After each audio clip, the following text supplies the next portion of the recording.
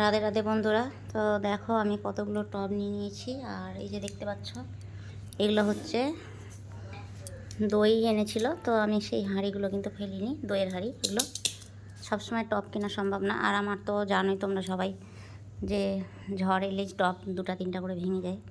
তো তার জন্য আমি কিন্তু দইয়ের হাঁড়িগুলো সব ফেলিনি, রেখে দিয়েছি। দেখো এই যে একটা, এই যে একটা, এই যে একটা। এই হাঁড়িগুলো কিন্তু অনেকটাই বড়।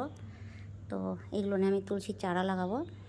তো দেখো আমার ছাদে অনেক কিন্তু তুলসীর চারা বেরিয়েছে, দেখাচ্ছি চলো তোমাদের। তো এই যে দেখো তুলসীর চারা বেরিয়েছে অনেকগুলো। তো এগুলো আমি তুলে তুলে সব লাগাবো টবে। তো আর এই যে একটা দেখো গাছ, কি সুন্দর হয়েছে ঘটের মতন গাছটা। পাতাগুলো দেখো কত বড় বড়। তো এগুলোকে আমি তুলে তুলে লাগাবো। তো এটা যেহেতু এখানে তবুও দুটো গাছ আছে, তিনটে চারটে গাছ আছে এখানটায়। তো আমি এখান থেকে দুটো উঠিয়ে নেব। আর এই যে দেখো জায়গায় জায়গায় অনেক চারা বেরিয়েছে। তো আমি কি এগুলোকে উঠিয়ে আমি সব টবে টবে লাগিয়ে দিব। কারণ আমার জানো তো যে অনেকগুলো ঠাকুর আর অনেক তুলসীর পাতা লাগে।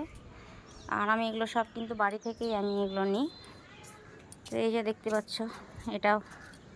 তো আজকে এখান থেকে অনেকগুলো ডাল কেটে নিয়েছি, এই যে মঞ্জুরি সহকারে। তো এই মঞ্জুরিগুলো দিয়ে আমি আলাদা সন্ধ্যা দিব এগুলো, আর পাতাগুলো রেখে দেবো। তো গাছগুলো লাগাবো এবার, চলো। তা দেখো বন্ধুরা, গাছ এতটা তুলে নিয়ে এসেছি। তো এর মধ্যে কিন্তু ছোট ছোট চারাও অনেক কটা আছে। তো দেখা যাক এখন লাগাই, কটা বাঁচে আর না বাঁচে। তো এবার আমি গাছগুলো লাগাই। দেখো আমি সবটা গাছ লাগানো হয়ে গেছে, এই যে দেখতে পাচ্ছ। তো এখন এদের হচ্ছে বেড়ে ওঠার অপেক্ষা করতে হবে। তো এই হচ্ছে দইয়ের হাঁড়ির তুলসীর গাছ। তো একটু করে জল দিয়ে দিই।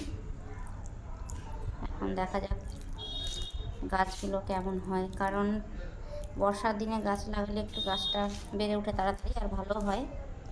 তো এখন একটু রোদের তাপ আছে। তা আজকে একটু মেঘলা মেঘলা করছিল আকাশটা, তার জন্য আমি গাছটা তুলে লাগিয়ে দিলাম। তাহলে একটু গাছগুলো একটু তাপ বাড়বে। তো এর মধ্যে আমি কিন্তু মানে অনেক আগে থেকে মাটিগুলো তৈরি করে রেখেছিলাম, বস্তার মধ্যে ছিল, 1 মাস হয়ে গেল। এখন আমি গাছগুলো লাগিয়ে দিলাম। তো যাই হোক, বন্ধুরা ভালো থেকো সবাই।